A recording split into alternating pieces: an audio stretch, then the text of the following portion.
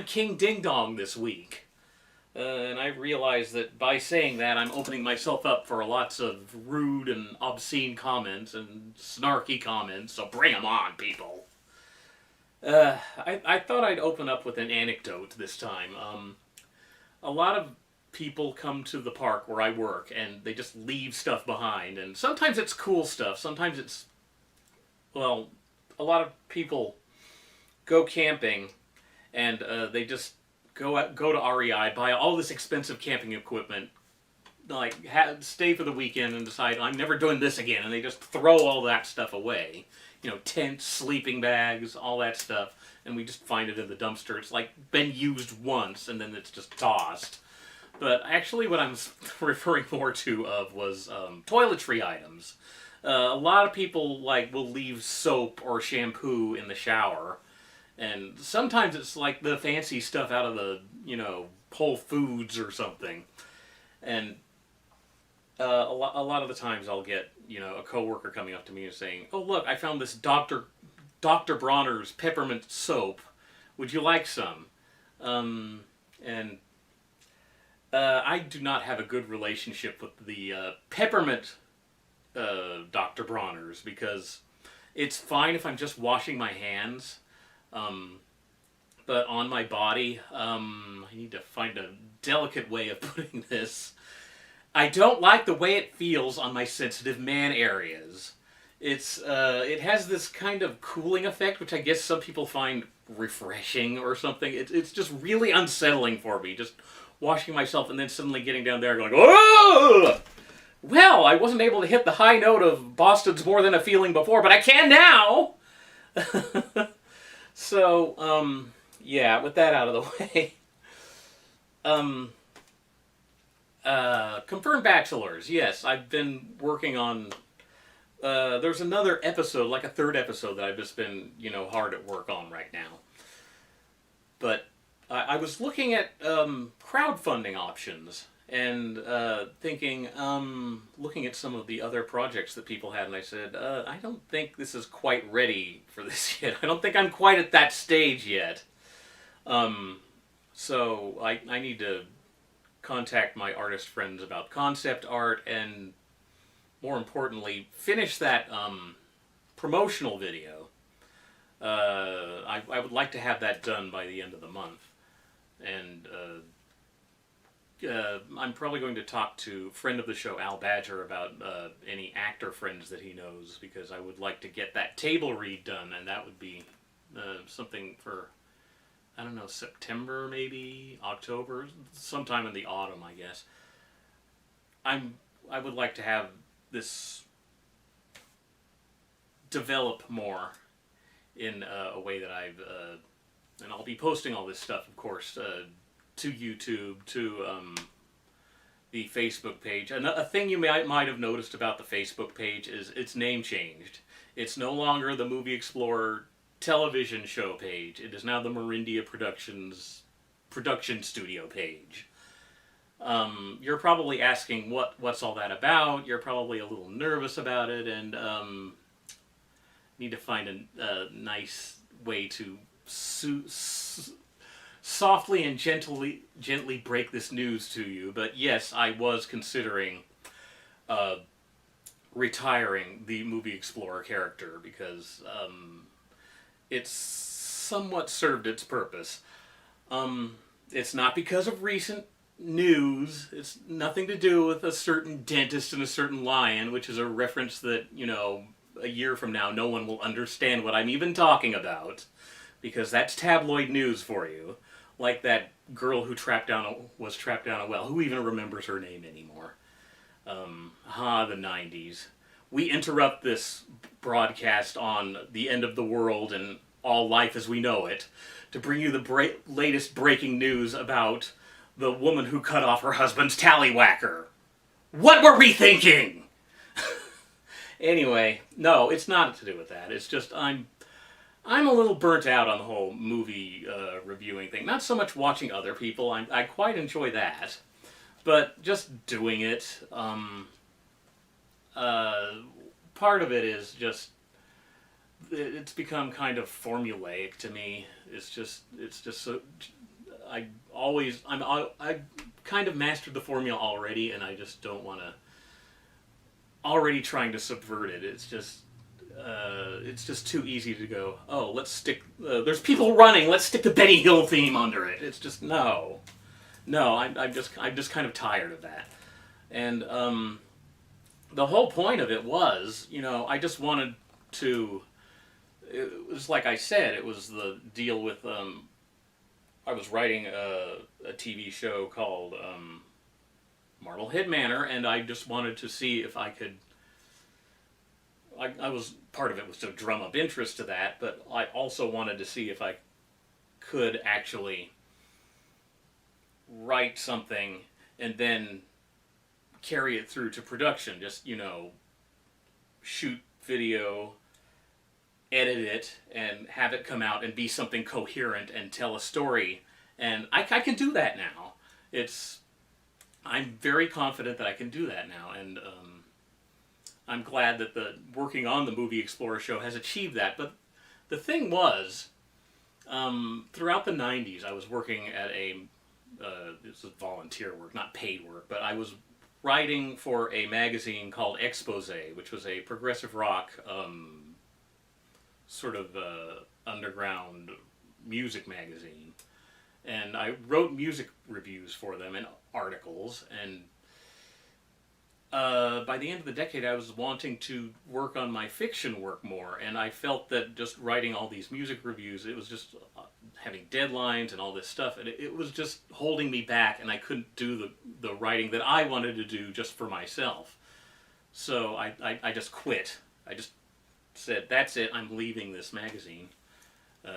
Thank you for your time, but I need to freelance myself, because I wrote a screenplay, and that's all we're going to say about that. It was a terrible screenplay, but it was something that I had to get out of my system. And then Marblehead Manor started, and I started on the Movie Explorer thing because I was just like watching all these videos, and I was thinking, hey, I could probably do that. And yeah, I could do it. But the same thing happened. It was, it just ate up all of my time. Just like everything was devoted to making Movie Explorer episodes and not my fiction writing, which I wanted to develop. And so now I'm going back to this, like the whole Confirmed Bachelors thing, which just was just such a spark. And I'm just so excited about it right now. Ask me again in 6 months after the manic phase ends and I'm all depressed. But, but yeah. It got the Movie Explorer show. It got my foot in the door. I made connections through it. That's very good. I made friends. It's like, hello, Ben. Yeah, I would not. I don't regret doing this show for one bit, but it's time has passed, and I don't want to leave you just hanging on the end with the Myra Breckenridge review. You deserve like a good, decisive finale to this show. And later this year, I think I will finally do the final episode of the Movie Explorer, which is probably going to be The Legend of Lila Claire. I think that's pretty obvious. That will be episode 26 or 27, whatever. But yeah, I'm probably going to be visiting my friend Ed Nixon, also a friend of the show and also appearing on the show, as he played a game show announcer in one episode. I think that was a fairly early one. Which one was it? It was the Bird-Eye Gordon movie that I can't think of the title of. Not The Boy and the Pirates, the other one. Anyway. Yeah, he lives down in L.A., and I was thinking we could shoot some stuff in Hollywood, which would tie in with the whole Legend of Lila Claire thing, which, if you haven't seen it, it's a sort of Hollywood expose type movie. And, yeah, I would really like to make a nice send-off to the Movie Explorer, and I'll probably be posting stuff to the That Guy with the Glasses message board regarding that, because I would like, crossovers, because that's what you do. That's what you do when you're having a send-off, when you're making a big to-do like that. You have crossovers and stuff. So, yeah, that's all I have to say about that.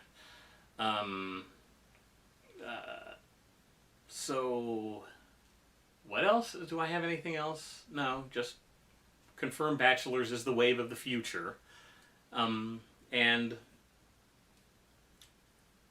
thank you all for your time. There's one more thing, and it's more... I have more drinks to taste. We'll do that after the break. Because you've been so good, I actually have 2 beverages to taste this week. They're from our friends at Hung Fook Tong, who are always on sale at the 99 Ranch. Imagine that. Yeah, for 79 cents each, I could just, like, provide some cheap, funny entertainment.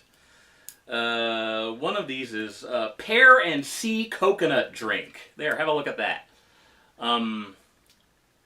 Sea coconut, I don't know what the difference between sea coconut and regular coconut is. I'm a big fan of coconut. Pear, I remember Kern's pear nectar, which didn't taste bad. I mean, it tasted like pear, but it just has this consistency of a lumpy milkshake and sand. It was really off-putting. It had the most off-putting texture of any drink this side of basil seed drink, which I'm never having again. The other one is salted lime drink. Am I holding that up right? I don't have my glasses on, so I can't see. I hope it's salted and not salty. But anyway, we're gonna find out. What's in this? Pear, cane sugar, sea coconut, red dates, wolfberry, goji berry, which is in parentheses, artificial flavor, pear flavor, and antioxidant, which is ascorbic acid, aka vitamin C. It doesn't say vitamin C on here, but I know that's fine. Residues are normal, shake well before drink. This looks pretty clear to me, actually. Yeah, I'm going to open it off to the side here, because I don't want a repeat of the exploding herbal tea. It smells like tea! Is there any drink that this company makes that doesn't smell like tea? Let me...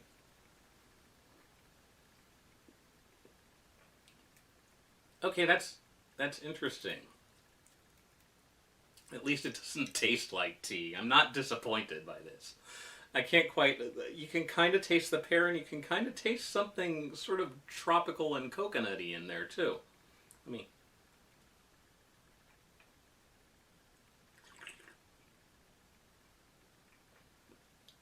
Yeah, I can't quite place it, but it's yeah. It's a nice taste. I do like that. It's kind of subtle. It's slightly sweet. It's not super cloying. But yeah, you can kind of tell it's fruity and a little bit tropical. I don't know. Yeah, I like that. No preservatives and no artificial colorings. Okay, let's actually let's get a little bit. I need more water, but let's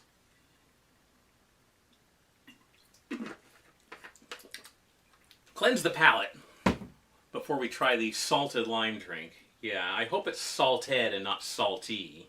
Like, someone needs to tell Starbucks that, because it's it's supposed to be salted caramel, not salty caramel. They're not the same. Yeah, purified water, cane sugar, lemon juice, 3.2%, mandarin juice, 0.2%, salt, lime juice, 0.05%. There's barely any lime juice in this. Artificial flavors, lemon flavor and lime flavor, honey, and again, the antioxidant, ascorbic acid. Refrigerate after opening, I have done. Keep in cool, dry place and avoid direct sunlight. Again, it says, does that produce it? Oh, yeah, that's the... I can't read the Chinese text on the other side here, but I imagine it just says salted lime drink. So, well, I'll shake it. What the hell? Actually, oh, that's just bubbles. Again, opening it off to this side so that I don't splash all over my laptop. That smells limey, all right. It's like limeade. Ooh, yeah.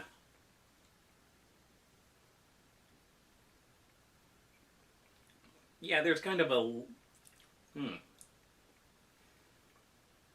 It's kind of like margarita mix that they've put the salt already in. Like the salt that's supposed to go around the rim of the glass, they just like stuck it right in there. Yeah, this. Hmm. The salt kind of dissipates as you drink it. But yeah, this needs something. I think it needs tequila.